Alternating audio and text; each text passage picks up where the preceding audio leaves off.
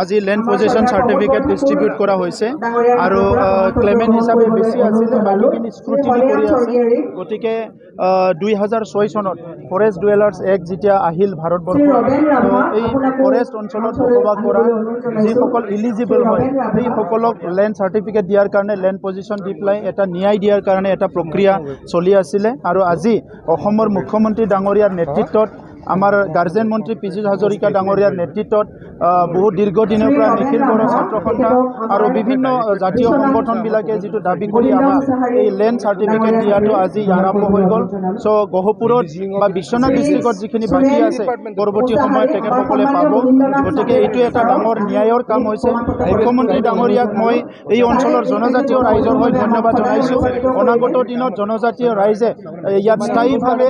এটা সিকিউৰ্ড এটা জীৱন পাবলৈ সক্ষম হ'ব ভূমিৰ সাৰ্টিফিকেট নোপোৱাৰ কাৰণে তেখেতসকলে PRC বিভিন্ন সুবিধাবিলাকৰ পৰা বঞ্চিত হৈ আছিলে গতিকে আজি এই ল্যান্ড পজিশন সাৰ্টিফিকেট পোৱাৰ পিছত তেখেতসকলে সকলো সুবিধা পাবলৈ সক্ষম হ'ব আৰু এই অঞ্চলটো উন্নয়নৰ এটা নতুন ধাৰা আৰম্ভ হ'ব ইয়াৰ কাৰণে আমি এই অঞ্চলৰ ৰাইজৰ হৈ সকলো জনজাতি ৰাইজৰ হৈ মুখ্যমন্ত্ৰী ডাঙৰীয়াক মই ধন্যবাদ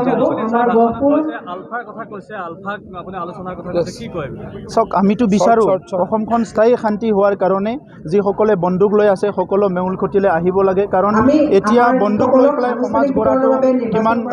সক্ষম হ'ব সেইটো আমি সকলোৱে জানো সেইকাৰণে সমাজখন যদি আগুৱাই লৈ যাব লাগে শান্তি প্ৰতিষ্ঠা কৰিব লাগিব আৰু শান্তি প্ৰতিষ্ঠা কৰাৰ স্বাৰ্থত সকলো মূলখুটিলৈ আহিব লাগে এইটো আমি আহ্বান কৰিম এইটো আমাৰ বিষয় নহয় আমাৰ বিষয় নহয় এই বিষয়টো মানে কেন্দ্ৰ চৰকাৰৰ বিষয় কেন্দ্ৰ চৰকাৰে